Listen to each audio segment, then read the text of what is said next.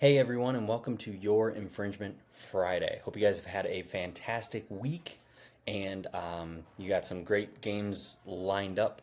I have been cleared to start jogging again, so I'm going to be out on the field hopefully tomorrow at some point, just doing a nice little run, just to kind of get myself back moving and out there again.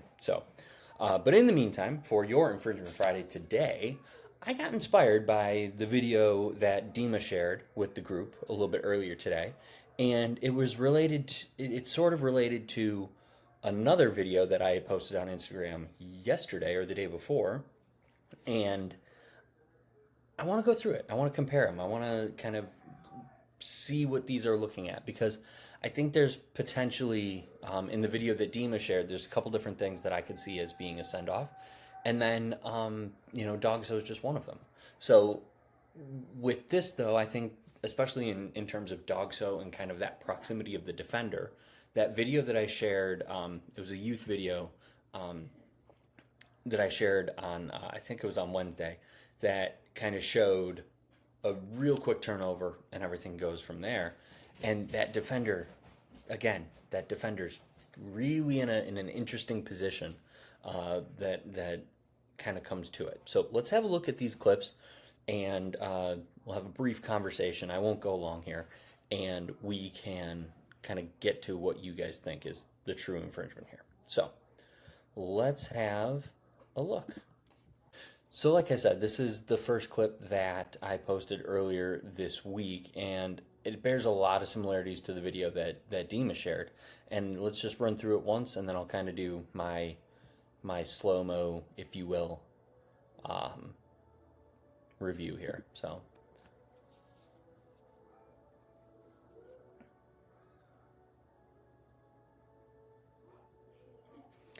all right, so now we see the referee at the center circle, and he's probably going to be right around the half line when this ball gets turned over or when it's kicked into the attacker.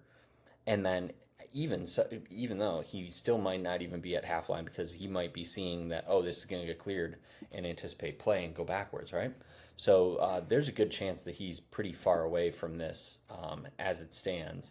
And then it's obviously towards that the referee's angle side, if you will. He's not towards the AR. So the referee's going to be pretty much in no man's land on this one.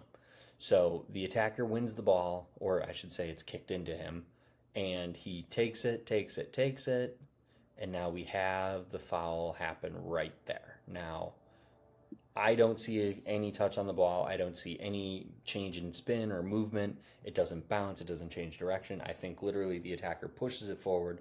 The defender's foot comes in, brings him down. Now, this is where I think a lot of people in my comments section got a little held up, right? Is that here's the foul. This is where it's happening. The defender is right alongside. Now, maybe not the most pacey attacker in the world. Maybe it's a level thing. I don't know. But I have a hard time thinking that this player, if the attacker isn't fouled, that this player is going to be able to successfully intervene in anything close to looking like a shot, right? So all the D's are met for me, and I do have a send-off here because this is something that, for me, that defender isn't going to intervene, right? And the question of does the defender get the ball or not, I think is pretty clear in my opinion. I don't think there's any doubt that the ball keeps its same line from the attacker's last touch and that there's no touch on the ball. So with that, now I want to go back.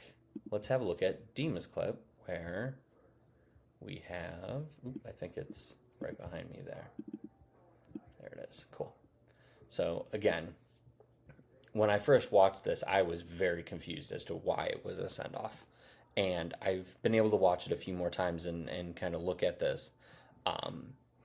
As always, I don't fault either referee in either situation because you have one call to make, you have a split second to make it, and there's no wiggle room, really, especially when you don't have the support or anything like that, where this referee is kind of, again, in a similar position. He's on that angle side. The AR is on the far side. He's got his other AR back behind him, but realistically, they're not going to be in credible positions to make any input or give any input or decisions because he's going to be literally right on top of this play. So now, let's have a watch here, and we will come back. Ja, jättebra gjort. Ja, se upp här kommer Sanjang. Rött kort på Torason. Det blir rött kort på Torason. Det blev en kort match för honom. All right. So now let's talk about DOGSO. Do we have the distance? Yeah, we do. There, no question there. Just out in the attacking third, just outside the penalty area, we have it. Do we have direction? In my opinion, absolutely we do. His touch is taken in the general direction of goal. Then we have likelihood of control. Yes, he's nicked the ball right off of the defender's foot, off that heavy touch. So it's pretty clear to see. Now, this is very similar to that last clip. We have a defender, and this time he's a little bit more advanced into the, right along the penalty area line, and he has the ability, or there's potential that he could have the ability to interfere or intervene in this. However, you'll notice he kind of moves sideways. He doesn't really come into the path of the ball or anything like that. He's not really, moving towards it or anything of that nature.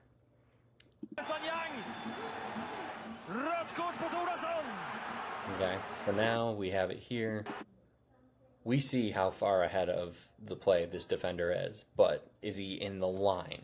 And I think that's really what's more important, is that it's not about the depth, but it's going to be more about, are they able to intervene in the play as it's coming? Okay, so we have that consideration to kind of think about, and the fact that he doesn't make any movement to go in towards it, right? I think there is a strong case for a DOGSO offense here. If anything, the one component that might actually be a little weak isn't necessarily the defender, but it might be the direction. He kind of hits that ball going straight and not really angled into the penalty area. But again, I've seen goals scored from that corner. I've seen goals scored from further out. I've seen goals curved in and around. It doesn't have to have like a high XG kind of capability here. It needs to be an opportunity to score, an opportunity to take the shot, right? The probability of the score, the likelihood of the goal, or the guarantee of the goal, however you want to put that, isn't going to matter. It's going to be, does he have the opportunity to score? If it's a yes, then we're looking at a DOGSO. If it's no, then we're looking at potentially a yellow card for stopping a promising attack, and we're showing the yellow card and issuing the caution for the unsporting behavior. Now, I'm going to back up here and talk about one other thing, and that is that we have a context going on, right? So we're beyond the 75th minute, we're in the final quarter of the game, and we are looking at potentially a heated match where we can see one team, it's kind of in the signage here, but you can kind of see one team's already got a send-off. So there's already a mismatch here. And I don't know these clubs. I don't know who is who. I don't know how that goes. But one team is, it's a 1-goal margin between these two. It's late in the game. There's already been a send-off. There's a lot of context that goes into this that tells me that this referee has his ears pricked up just a little bit, and that there's going to be a almost like a zero tolerance kind of approach to anything close, right? So, and that's where I think you're going to see a red card in these types of situations. Now, this is the angle that I can appreciate the most on this, because aside from DOGSO, which I think is a strong shout, I have potential for serious foul play here as well. So again, we have almost the perfect scenario of high contrast between these two players. You have white boot here, darker boot over here. You have the blue sock, you have the red sock. And then he even has, like, you know how players cut their socks and they've got the white between. You have almost a perfect ability to see the difference between who's making what contact. Which way is the attacker's foot moving? Which way is the defender's foot moving? And what does that look like?